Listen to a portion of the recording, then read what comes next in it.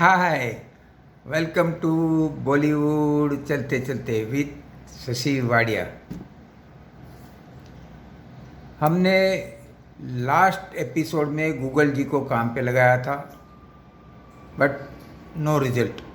Google जी जवाब नहीं दे पाए। गूगल जी डोंट वरी, शायद इस एपिसोड में मैं खुद ही जवाब दे दूं। वैसे आप काम पे लगे रहिए, हम अपनी बात करते हैं, मतलब मैं अपने लोगों के साथ बात कर रहा हूँ। तो लास्ट एपिसोड में हमने बात की बाबूराव पेंटर जी की। बाबूराव पेंटर जी ने एक फिल्म बनाई थी सैरिंद्री, जो सेंसर में अटक गई। अटक गए मतलब सेंसर नाम की चीज़ थे, जिसका पहली बार फिल्म में से एक बकरा बना, जो बकरे का नाम था सैरिंद्री। और सैरिंद्री कीचक वध के सीन पे बेस्ड थी। और उस सीन को सेंसर ने बेरहमी से कच कच कच कच कच कच कच कच कच कच कच छोटे छोटे टुकड़े करके बिखेर दिया, मतलब एक दो टुकड़े ही बाकी रखे।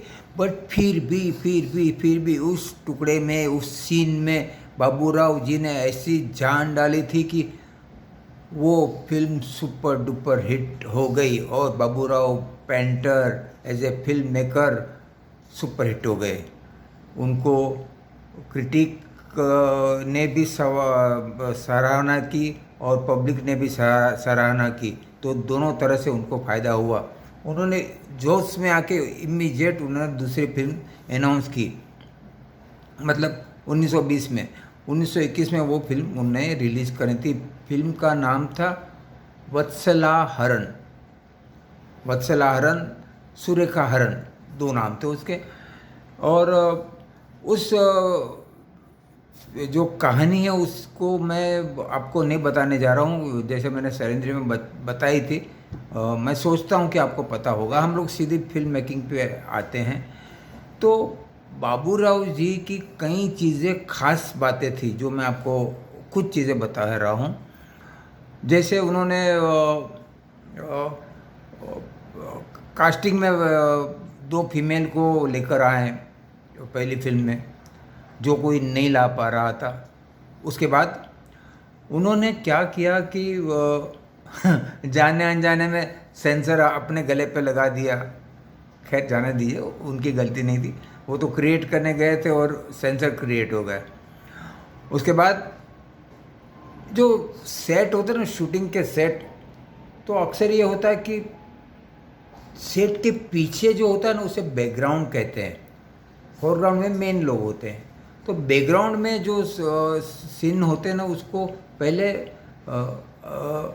कर्टेन लगाते थे। और कर्टेन पे मतलब पहाड़ी, नदी, आसमान, सूरज, चांद, तारे, ऐसे कुछ भी, मतलब बैकग्राउंड खड़ा कर देते दूर से, सिर्फ पेंटिंग में। बाकी फोरग्राउंड में मेन चीज़ें होती थी। बट इन्होंने क्या किया, बैकग्राउंड को उन्होंने कर्टन हटा के सॉलिड स्ट्रक्चर देना स्टार्ट किया। मतलब ये इनका आइडिया था। ओके, ये एक नई चीज़ दी।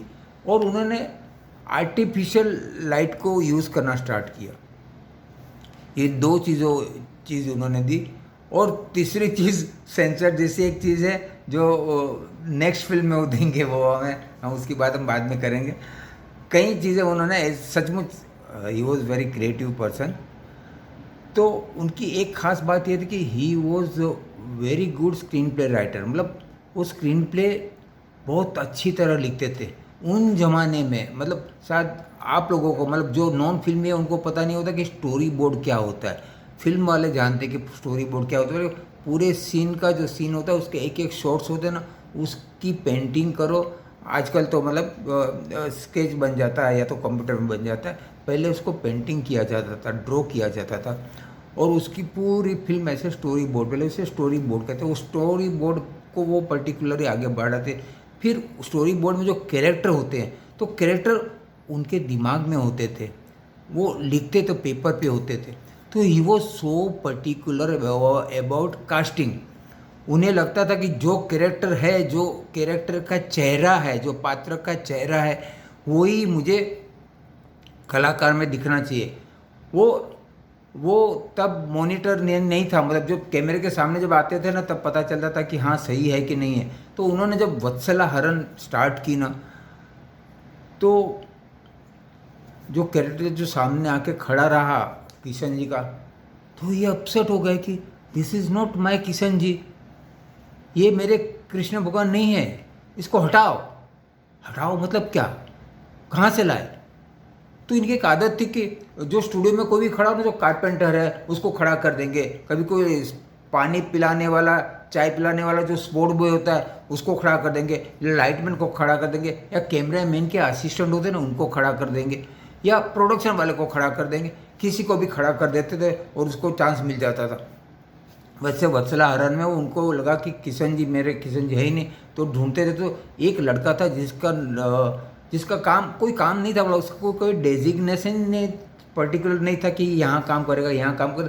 He was running around boy, ये लेके आ, वो लेके आ, यहाँ खड़ा रहे, उधर खड़ा रहे, ऐसा। और कभी भी लैब में भी खड़ा हो जाता था। ऐसा एक लड़का उन्होंने पसंद कर लिया, उसको बोला इधर आ, कपड़ा पहन, किशन जी का कपड़ा पहन और खड़ा हो कैमरे के सामने। कैमरे के सामने देखकर उन्होंने कहा कि ओ ही इज़ माय किशन जी, यही तो मुझे चाहिए। वो लड़का कौन था? गूगल जी आपका जवाब है नेक्स्ट एपिसोड में बताऊंगा। Thank you very much.